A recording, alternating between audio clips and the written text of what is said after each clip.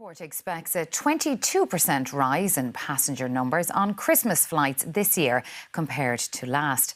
Operator DAA said this will be the airport's busiest festive period ever, with a record 1.8 million passengers due to pass through the departures and arrivals halls. Well, our reporter Maggie Doyle is at Terminal 2 for us. Maggie, touching scenes, no doubt, in the arrivals hall there today. Obtained frightening footage of a drive-by shooting at Croydon Park in Adelaide's northwest. A car shot at while a man had been sitting inside. The man who owns the targeted vehicle witnessed the ordeal and says he has no idea who pulled the trigger.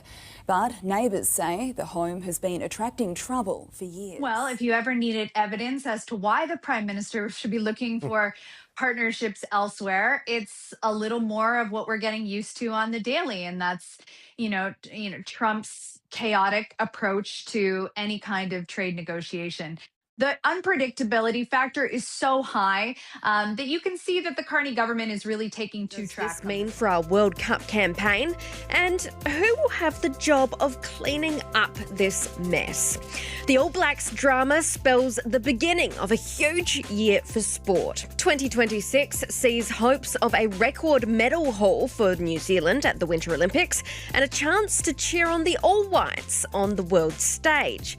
And of course, we're all curious to see how Netball NZ will rebuild public trust. All this and more today on the front page with Herald Sports Reporter. We begin here tonight. Basic Education Minister Siviwe Gwarube has emphasised the importance of the school nutrition program. She says it plays a vital role in supporting learning, particularly at no-fee paying schools facing severe socio-economic challenges. Gwarube was speaking in the Northwest Province, where she visited several schools alongside a Northwest Education MEC Viola Mutsumi on the first day of the 2026 academic year. Tonight's top stories. Impeachment proceedings begin against Taiwan's president. The opposition accusing William Lai of violating the constitution. A move experts say is symbolic, but also a sign of deepening division within the island's parliament.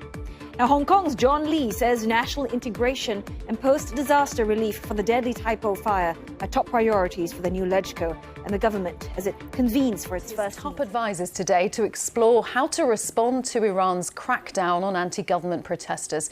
President Trump has said countries doing business with Iran will face an immediate 25% tariff on business with the United States.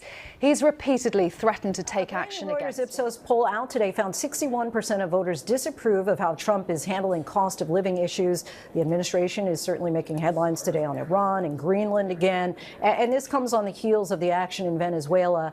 Is the Trump White House spending too much time? More news from the Supreme Court. It is a supreme setback for Vijay starrer Jananayagan. The Supreme Court has refused to interfere in the matter and directed the producers to approach the High Court in this matter. The court has also urged the High Court to decide the appeal by CBFC by January 20.